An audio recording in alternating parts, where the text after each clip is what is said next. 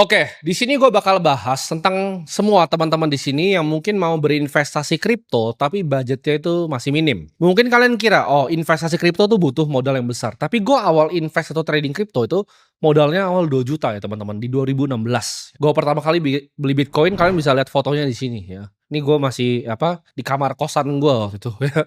Jadi ini tahun 2016.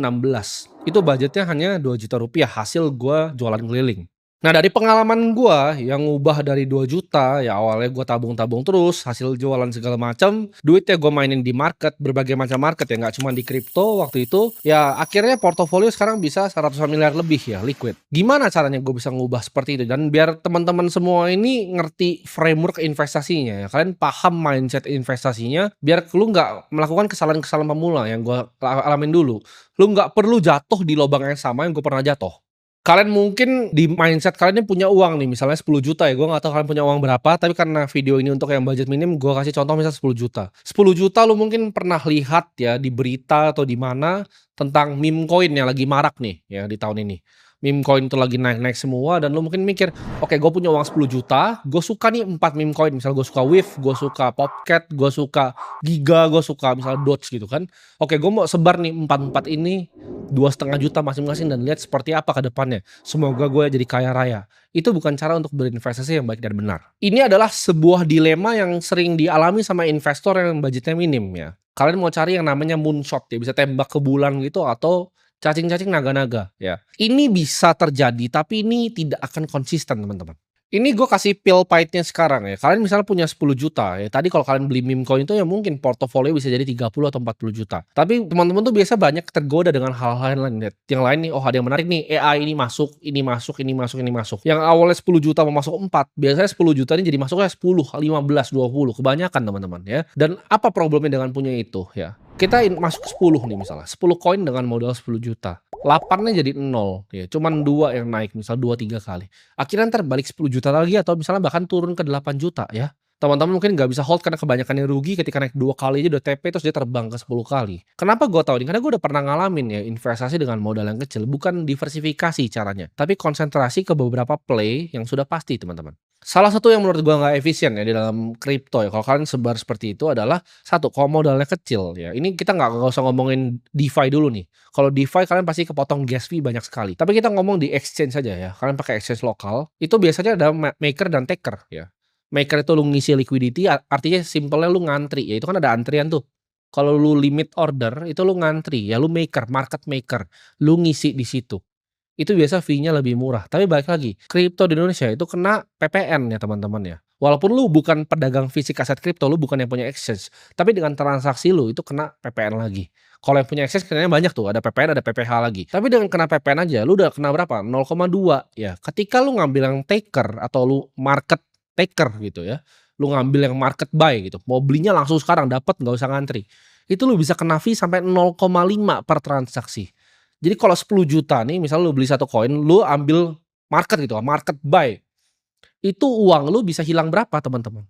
Ya, besar sekali, hilangnya bisa 50.000. Kalau lu sebar kayak begitu dan lu belinya kecil-kecil, ya uangnya itu kegerus sama fee, nanti lu jual beli, ganti-ganti, gonta-ganti, gonta-ganti, tidak efisien ya teman-teman. Diversifikasi di budget yang minim itu sangat tidak efisien. Kerugiannya apalagi nih dengan lu punya portofolio yang gue bilang kayak supermarket, over diversified. Satu, emang lu bisa ngikutin semua arah newsnya kemana? Karena market kripto itu adalah market yang sangat volatil. Beda seperti lu saham. Saham lu beli BCA, BRI, Mandiri, tidur gitu ya. Mungkin lu beli beberapa batu bara kayak Bukit Asam dan lain-lain, lu tidur. Tapi di kripto tuh tidak ya. Lu tinggal misalnya satu meme coin ya, besoknya bisa kan nol. Jadi lu itu nggak bisa untuk monitor 15 posisi ya, impossible kecuali lu punya analis ya, lu punya hedge fund ya. Itu boleh kalau profesional lu adalah full time trader kripto itu silahkan.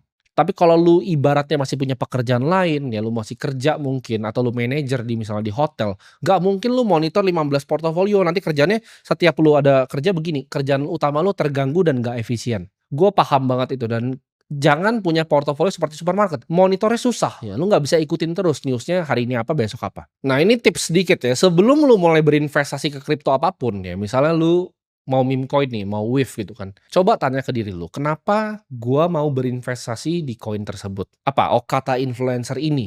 Oh kata orang si ini, oh kata temen bagus, oh lihat di mana bagus, lihat di TV gitu bagus. Itu cara paling cepat untuk kalian semua jadi miskin ya teman-teman. Karena contoh gini, berita aja lu harus punya understanding, lu harus punya pemahaman terhadap berita. Beritanya bisa sama, tapi interpretasi bisa beda, ya.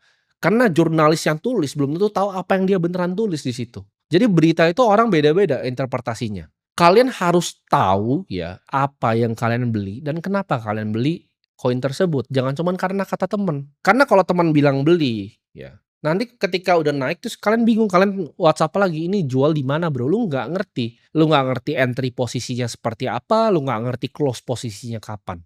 Akibatnya apa? Lu rugi sendiri. Mungkin temen lu bener bisa untung, dia mungkin jago gitu, tapi lu yang ikut-ikutan gimana? Nasib lu seperti apa? Kalau lu tidak punya keyakinan, tidak punya ilmu atas investasi lu sendiri, itu kayak beli kucing dalam karung, ya. Kena tipu itu artinya. Gua kemarin sempat ketemu salah satu orang lah ya, dia bilang, "Oh saya rugi di kripto." Gue tembak, "Kenapa kamu rugi di kripto?" "Saya beli render." "Kapan kamu beli render?" Gue tanya. "Oh tahun segini, di bulan segini." Lah kan waktu itu harganya 0, berapa, kok bisa rugi orang sampai 11 koinnya? Terus gue langsung stopin dia sebelum dia buka mulutnya, gue stop. "Oke lu yang rugi. Kasih tahu gue circulating supply-nya render berapa?" Tidak tahu." "Investornya render siapa?" Tidak tahu." "Ya lu pasti rugi. Karena lu tidak tahu apa yang lu beli ya." Jadi teman-teman coba kalian review portofolio kalian. Gue tanya kalian sederhana deh, investornya siapa di belakangnya? Timnya siapa? Sebutin gua nama timnya. Nggak usah timnya, foundernya siapa. Kalau lu nggak bakal bisa keluar tuh dari mulut lu nggak ngerti apa yang lu beli ya teman-teman. Oke, kalau misal gini, lu mau beli sebuah token dan lu cuma berharap, "Oke, karena gue mau beli ini karena ini keren dan ini mau naik." Itu bukanlah tesis investasi, ya. Gua itu ketika gua beli sesuatu di family office fund gua di Norwell Capital, kita itu melakukan due diligence yang luar biasa dalam. Kita analisa bener-bener, ini foundernya siapa sih? Project ini utilitasnya apa? Kalau kalian nggak tahu semua itu, problem nanti ya. Nggak tahu kapan beli, kapan jual. Tokennya bisa sama loh yang gue beli ya. Gue beli render, gue untung berkali-kali lipat. Ada yang rugi tapi di render. Kenapa? Dia nggak tahu apa yang dia beli. Nah, kalian harus bisa bedain, kalau kalian beli token cuman karena kalian percaya itu akan naik, itu adalah aktivitas spekulasi ya teman-teman, bukan investasi. Bedakan antara spekulasi dan investasi nih. Lu itu belum tahu ya, karena masih pemula biasa nggak tahu toleransi resiko seperti apa, oke?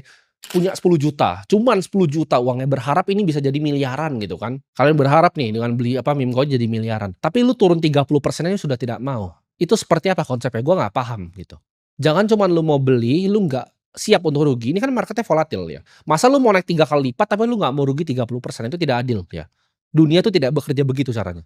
Kalau segampang itu investasi, sudah tidak ada orang yang kerja di pabrik ya. Semua orang pasti asik investasi sendiri. Ini fakta di dunia kripto yang sulit untuk kalian semua telan ya. Altcoin itu lawan Bitcoin itu biasanya hampir 99,9% kalah semua. Yang ada di tahun 2016 top 10-nya itu hilang semua ya di tahun 2020. Di 2020 nanti 2025, 2026 top 10-nya akan berganti lagi. Dan di 2030 gua nggak usah ada bola peramal untuk tahu gitu. Karena gua udah 3 cycle, 4 cycle ngalamin ini. Kalau lu belum fasih dalam analisa, ya lu punya pekerjaan lain, simple aja. Kita main indexing ya. Bitcoin 80% ya, mungkin Ethereum 20% cukup gitu. Atau mungkin Bitcoin oke kita turunin deh 70%, Ethereum 20%, 10%-nya oke gua ada conviction nih di Solana yang lebih kecil cap-nya dibandingin 2 tadi, oke gua selipin Solana, oke gua selipin yang lain. Pelajari kecil, sepersen sepersen sepersen. Pelajari dulu ya, pahami rasanya kalau turun apa. Kenapa gua ajarin dengan Bitcoin? Karena kalian bisa yakin ini adalah properti digital, ketika dia turun dalam 50% lu nggak jual. Karena banyak ya altcoin tuh sebelum dia naiknya 100 kali, dia turun dulu 80%. Gitu. Dan lu nggak bisa tahan di sini, ya lu nangis, lu kencing di celana, dan itu nggak akan bawa lu kemana-mana gitu. Sedangkan Bitcoin dia turun 50% ya, lu semua jual kapitulasi kayak di 18.000 ya. Gue udah bilang ya, gue bilang di Instagram story gue akan beli setiap 100 turun ticknya gue akan beli 1 Bitcoin. Gue beli terus, orang nggak percaya gue waktu itu, jualin semua ke gue. Begitu naik ya gue kaya raya gitu. Karena gue punya kemampuan untuk hold gitu investasi gue. Karena gue punya spektrum investasi itu 4 tahun. Investasi itu bukan cuma 1-2 bulan teman-teman ya. Tahunan. 1 cycle at least 4 tahun lo hold. Nah ini gue kasih beberapa tips ya biar lu bisa analisa ya at least apa yang kita lakukan ya di family office fund gue. Pertama adalah analisa secara fundamental ya. Di luar ada technical dan segala macam. Technical tuh biasa kita untuk entry. Tapi paling core-nya adalah fundamental dari projectnya sendiri ya. Pertama, misalnya mau investasi Bitcoin pun harus tahu kalau ditanya Bitcoin itu apa, ya supply-nya berapa, kalian harus tahu semua secara detail. White paper-nya itu kalian harus tahu di luar kepala, ya, Ethereum. Baca dulu white paper yang ditulis Vitalik, ya. Nggak ngerti, baca ulang, ya. Cari gitu, ini apa sih maksudnya? Teknologinya tuh apa, ya. Seperti apa cara kerjanya? Utilitasnya tuh apa? Fungsinya apa? Kegunaannya apa? Project dengan tim yang lebih solid, yang lebih kuat dibanding project yang timnya asal-asalan, yang udah punya track record untuk ngerakpol orang, ini pasti lebih solid ya. Bisa lebih long term project yang memang timnya itu bagus. Jangan timnya itu berubah-berubah strategi ya, di tengah-tengah dia oke, dia misalnya bikin layer 2, dia mau goreng-goreng TVL nih, ya. Ketika nanti ke depannya itu dia bilang, "Oh ini strateginya bukan main TVL nih, main yang lain," gini-gini. Itu busuk biasanya ya, berubah-berubah. Owner-nya punya pandangan berubah-berubah.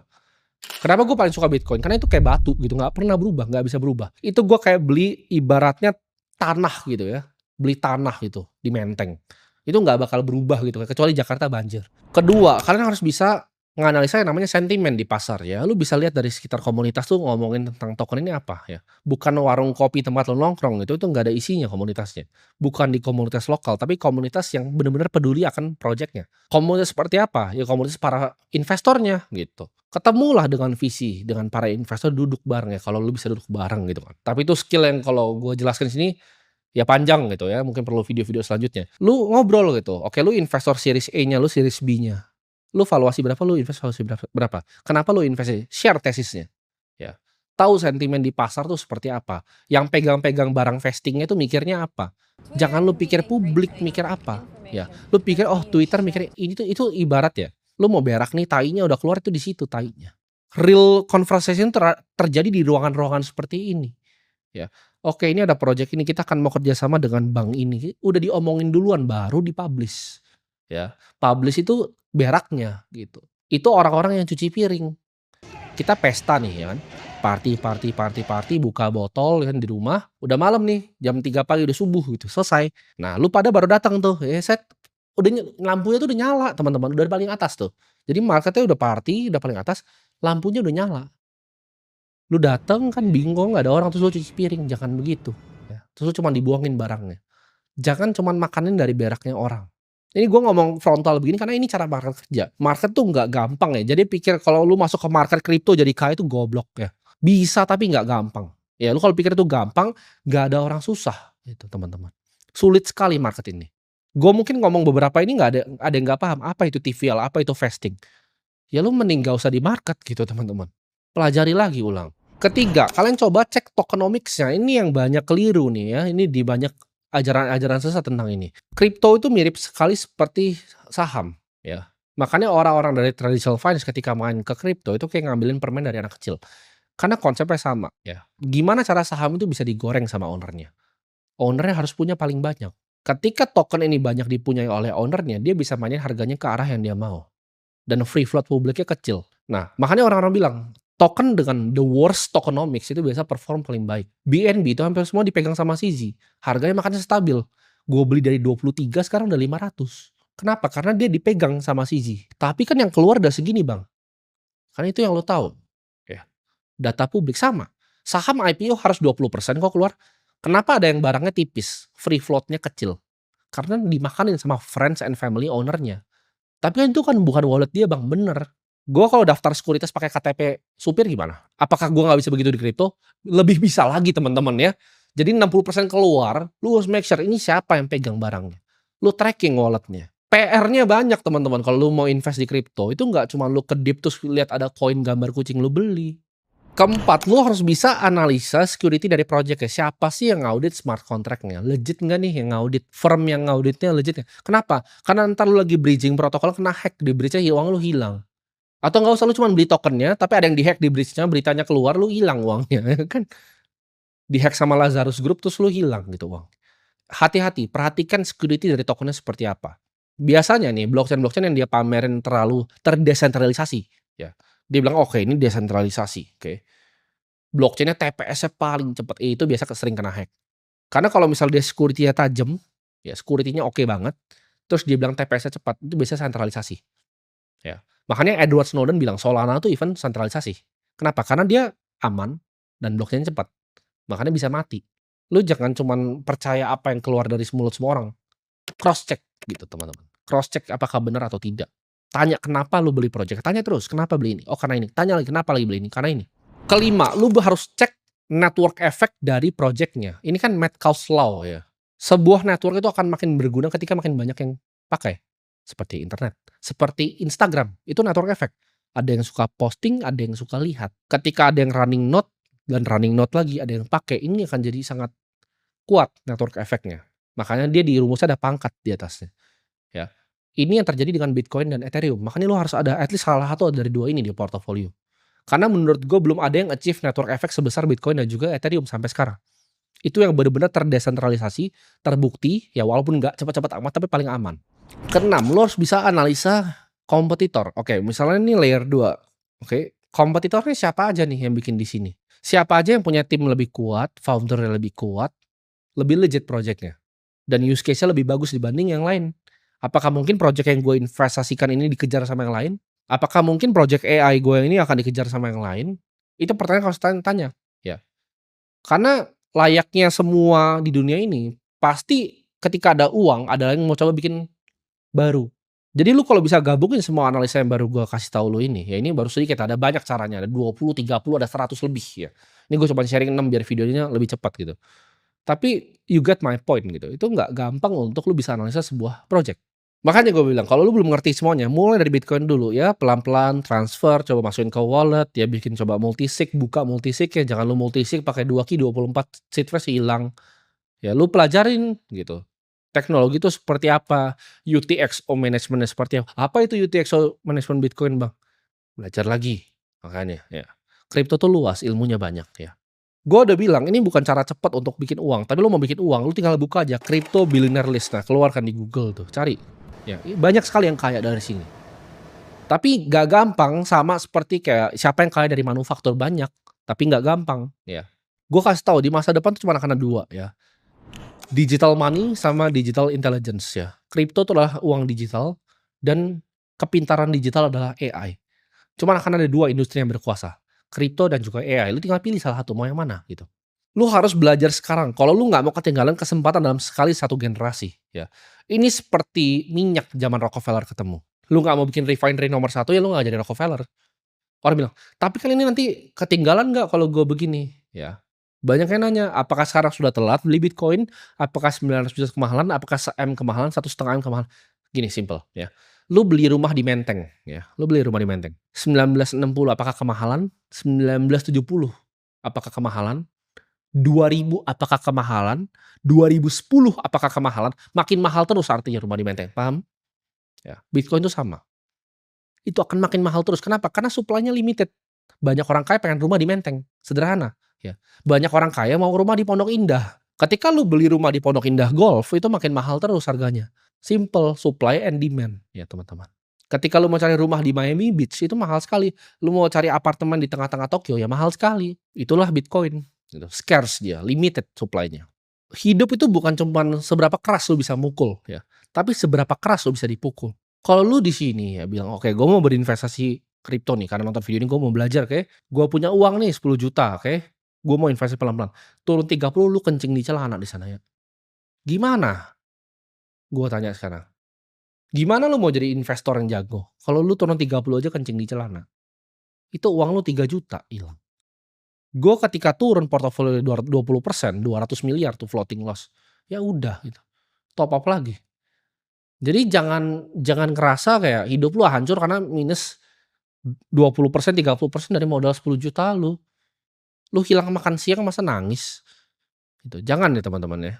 Mending lu nggak usah di sini asetnya. Lu taruh uangnya deposito aja aman, time deposit 3 bulan, 6 bulan. Jadi jangan ngejar 1000 kali, jangan berharap kaya dari kripto kalau lu nggak mau rugi ya. Rugi dikit udah kencing di celana.